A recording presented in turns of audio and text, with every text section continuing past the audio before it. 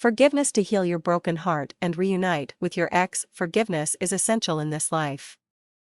In order to move forward as quickly as possible and gain the benefits of forgiveness, you must be able to forgive yourself and others. If you are looking to reunite with your ex, forgiveness is a must or you won't be able to move on to a better relationship. Forgiveness is also a key component in healing from a broken heart. Without forgiveness, you simply cannot completely heal. If you have not forgiven your partner and you get back together, all may seem fine at first, but soon things will turn sour, because deep inside you have not been able to forgive, which will limit your level of patience and understanding in the relationship.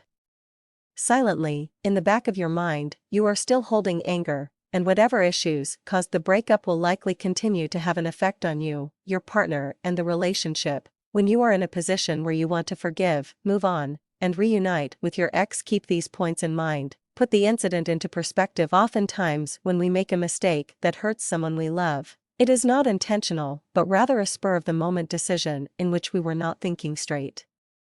This doesn't make it any better, but keep in mind that maybe your partner just wasn't thinking clearly due to something else that happened that day or something that has been weighing heavily on his mind. Being preoccupied and not thinking clearly is a common everyday occurrence that life hands us sometimes. Think of it as putting yourself in someone else's shoes. Journaling. One of ways to get things into perspective is to journal about the situation. However, what you focus on while journaling is extremely important to your success. Journaling about the benefits you've gotten from a negative situation rather than focusing on the negative emotions you have will help you to forgive and move on faster and easier. Assess your feelings toward the relationship and then toward your partner. Ask yourself if your relationship is greater than the incident that caused the divide. Is the incident really worth a breakup if you truly feel you have the right person by your side? If you want to reunite with your ex and rebuild your relationship, you have to answer this question honestly. Take ownership and put your pride aside. If you are the one that has given the hurt, you need to admit your mistake and own it. This is adult behavior and the right thing to do whether you want to reunite or not. If you do want to reunite with your ex and you are at fault for the pain caused, you will have to correct the way you handle your problems and upsets in life. If you are on the receiving end of the pain, then forgiveness is what you need to own, and to reunite with your ex you need to understand why they did what they did and if you had any part of it. For example, if your ex ended up having dinner with a woman from his past and didn't tell you, leaving you wondering about the rest of the night, was he trying to talk to you about his problem and you were constantly not available? Maybe he felt he needed to talk to someone that would not judge him so harshly and had a better chance of understanding his situation. Or maybe he just wanted to have female company and chat like in the old days. Are you too busy for him? Do you judge too harshly? Do your outings become boring and monotonous? Handling an apology. When your partner apologizes for the pain he caused, do not throw the apology in their face. Do not turn the apology session into an argument. More than likely you have already had that argument. Now it is time to regain your composure, and even though you may not be ready to forgive at that time, be honest with your feelings and let your partner know how they have hurt you and how it is affecting you.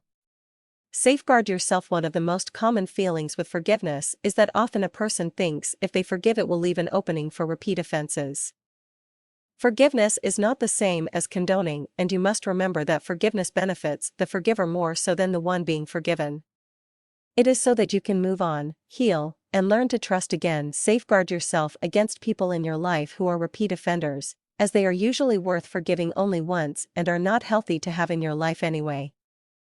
Trying to forgive and letting go of your anger will enable you to forgive without opening yourself up to further abuse.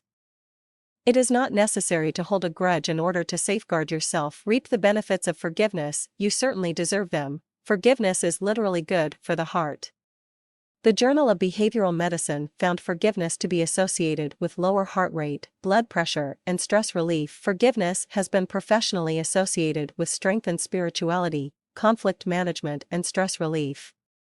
All have a significant impact on overall health. Forgiveness not only restores positive thoughts, feelings, and behaviors toward the offending party, but the benefits of forgiveness spill over to positive behaviors toward others because it is associated with volunteerism, donating to charity, and other altruistic behaviors. We know it is not easy to forgive when our parade has been rained on. But do your best to find the silver lining and gain the wonderful benefits of forgiveness. If you want to reunite with your ex, forgiveness will put things back in place, at which point you both have to fix what is broken that caused the pain, and reach for an even more powerful, firm, and fulfilling relationship.